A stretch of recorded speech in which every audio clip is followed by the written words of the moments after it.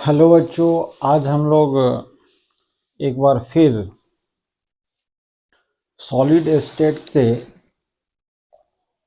क्रिस्टलीय और अक्रिस्टलीय ठोस पदार्थों में अंतर यानी कि रवादार और बेरवादार जो ठोस पदार्थ हैं उसमें किस प्रकार के अंतर पाए जाते हैं, इस पर हम लोग चर्चा करेंगे।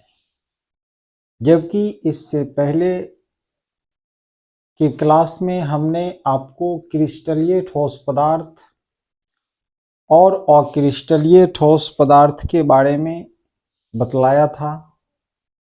आज हम लोग क्रिस्टलीय ठोस पदार्थ और अक्रिस्टलीय ठोस पदार्थ के बीच अंतर स्पष्ट करेंगे, यानी इस दोनों के बीच हम लोग कंपैरिजन करेंगे कि आखिर इस दोनों के अपने अपने गुणों के आधार पर क्या अंतर सामने आता है। तो आइए हम यहाँ पर एक एक पॉइंट पर विचार करते हैं। एक तरफ हमने लिखा है क्रिस्टलीय ठोस पदार्थ और दूसरे तरफ लिखा है हमने अक्रिस्टलीय ठोस पदार्थ, यानी रवादार ठोस पदार्थ और बेरवेदार ठोस पदार्थ, crystalline solid and amorphous solid. पहला पॉइंट है क्रिस्टलीय ठोस पदार्थ के पहले पॉइंट में हमने लिखा है कि इसकी निश्चित और नियमित ज्यामितीय आकृति होती है। यानी क्रिस्टलीय ठोस पदार्थ जो होते हैं उसकी एक निश्चित और नियमित रेगुलर ज्यामितीय आकृति होती है, जबकि अक्रिस्टलीय बेरवेदार ठोस पदार्थों में यानी कि अक्रिस्टलीय ठोस पदार्थ या बेरवेदार ठोस पदार्थों में उस पदार्थ के कोई निश्चित ज्यामितीय आकृति नहीं होती है। दूसरा पॉइंट, जो क्रिस्टलीय ठोस पदार्थ होते हैं जब आप उसे टुकड़े में वर्गीकृत करेंगे यानी टुकड़े में तोड़ देंगे तो उसके जो टुकड़े होंगे वह समान ज्यामितीय आकृतियों में उसके छोटे छोटे टुकड़े बन जाते हैं, जबकि अक्रिस्टलीय ठोस पदार्थ यानी बेरवेदार ठोस पदार्थ के टुकड़े की कोई ज्यामितीय आकृति नहीं होती है। उसके बाद तीसरा पॉइंट है इसके द्रव्यनांक सुस्पष्ट होते हैं, यानी इसके जो मेल्टिंग पॉइंट हैं वो स्पष्ट होते हैं, जबकि अक्रिस्टलीय ठोस पदार्थ के जो द्रव्यनांक होते हैं वो स्पष्ट नहीं होते हैं। द्रव्यनांक कहने का मतलब जिस ताप पर कोई ठोस पिघलकर द्रव में बदलता है उसी ताप को उसका द्रव्यनांक यानी मेल्टिंग पॉइंट कहा जाता है।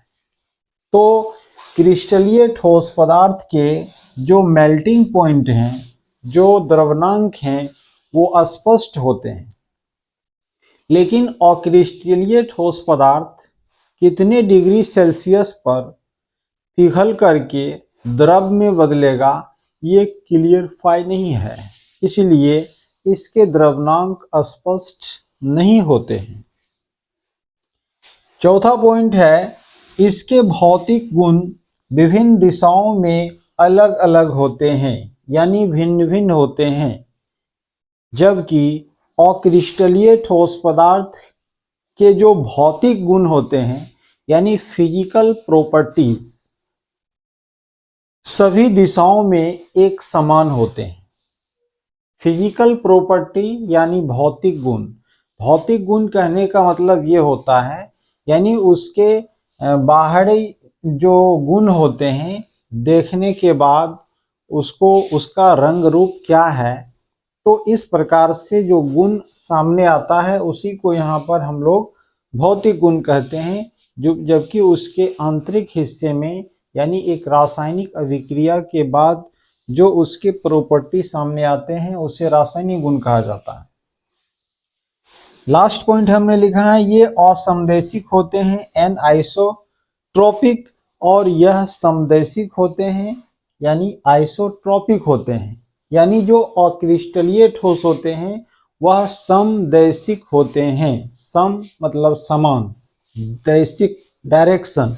यहाँ हमने नोट पॉइंट में लिखा है कि अक्रिस्टलीय ठोस पदार्थों के कुछ गुण जैसे विद्युत चालकता, उसके बाद आवर्तनांक, ऊष्मीय प्रसार यानी ऊष्मा का जो प्रसार होता है वह सभी दिशाओं में एक समान होते हैं, और इसीलिए यह जो अक्रिस्टलीय ठोस पदार्थ होते हैं वह समदैशिक होते हैं। लेकिन जो क्रिस्टलीय ठोस पदार्थ होते हैं इसमें इस तरह के गुण नहीं पाए जाते हैं, इसीलिए इसको लिखा हमने ये असमदैशिक होते हैं।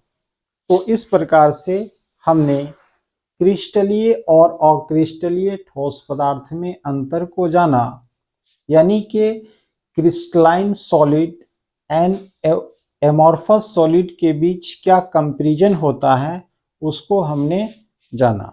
तो हमारा जो टॉपिक्स था उसका हल यहीं पर समाप्त होता है। नेक्स्ट टॉपिक के साथ हम अगले वीडियो में फिर आपसे मिलेंगे। तब तक हमें इजाज़त दें। Thank you. जय हिंद, जय भारत, खुदा हाफिज।